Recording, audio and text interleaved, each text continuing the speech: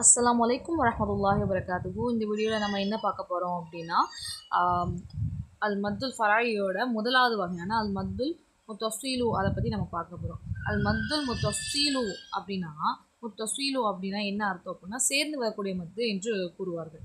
சேர்ந்து வரக்கூடிய மத்து அதை தான் அல் மத்துல் முத்தஸ்ஸீலு என்று சொல்லுவாங்க. சரிங்களா? இந்த மத்தோட எழுத்து, மத்தோட எழுத்து நமக்கு தெரியும், வாவ் அலிஃப் யா. சரிங்களா? அதாவது வா என்று நம்ம படிச்சிருக்கோம். சரிங்களா? இப்போ வாவுக்கு முன்னாடி உள்ள எழுத்துக்கு பேஸ் இருந்துச்சுன்னா அது மத்தோட எழுத்து. சரிங்களா? அலிஃபுக்கு முன்னாடி உள்ள எழுத்துக்கு என்ன இருக்கணும்? ஃபத்தஹ் இருக்கணும். யாக்கு முன்னாடி உள்ள எழுத்துக்கு சேர் இருக்கணும் அப்படின்னு சொல்லி நம்ம பார்த்தோம் இல்லையா?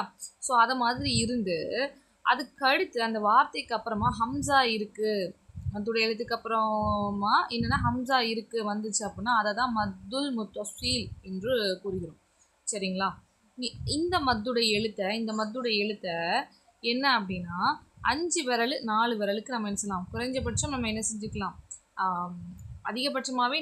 குறைஞ்சபட்சமாகவே நம்ம 4 விரலுக்கு நீட்டிக்கலாம். அதிகபட்சமாக இல்லைன்னா 5 விரல் அல்லதுக்கு நம்ம வந்து நீட்டக்கூடிய மடக்கக்கூடிய அளவிற்கு நீட்ட வேண்டும் என்று கூறுகிறார்கள். சரிங்களா? இப்போ பாருங்க, சூ அல் அதாப். ஓகே, அலிஃபுக்கு உதாரணம் பாருங்களேன், வஜா. பாருங்க, அலிஃபுக்கு முன்னாடி உள்ளதுக்கு என்ன இருக்குது? சபர் இருக்குது. சரிங்களா? அப்போ இங்கே எப்படி ஓதணும்? வஜா ரப்புக வல் மலகு ஸஃப்பன் ஸஃப்பா. ஓகே, யாக்கும் அதே மாதிரி தான். எப்படி ஓதணும்? வஜீய யௌமஇதின் பிஜஹன்னம்.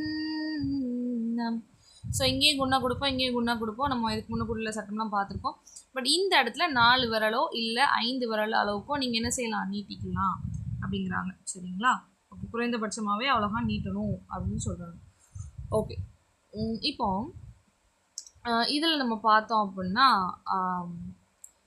நம்ம ஜாக்கு நம்ம எப்படி நீட்டு ஓதணும் அதை தான் இங்கே சொல்லியிருக்காங்க. சரிங்களா? அலிஃபுக்கு சுக்குன் இருக்குது, அதுக்கு முன்னாடி உள்ள எழுத்துக்கு ஃபத்தஹ் இருக்குது. ஸோ அதனால் மத்துடைய எழுத்து இது. அப்போ அந்த மத்துடைய எழுத்துக்கு அப்புறமா சட்டத்தின்படி மத்துடைய எழுத்துக்கு பிறகு அந்த வார்த்தையிலேயே அந்த மாதிரி இருக்குது அப்படின்னா, அதுக்கடுத்து ஹம்சா வருது அப்படின்னா நம்ம இந்த இடத்துல என்ன செய்யணும்னா நம்ம குண்ணா நீட்டி ஓதணும் அப்படிங்கிறாங்க. அதை தான் இங்கே எக்ஸ்ப்ளனேஷன் கொடுத்துருக்காங்க.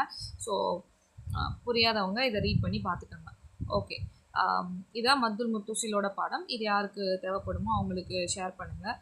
குரானை முடிஞ்ச அளவுக்கு தஜ்வீதோட அழகிய முறையில் ஓத வந்து நம்ம ட்ரை பண்ணுவோம். அஸ்ஸலாமு அலைக்கும் வரஹ்மத்துல்லாஹி வபரகாத்துஹு.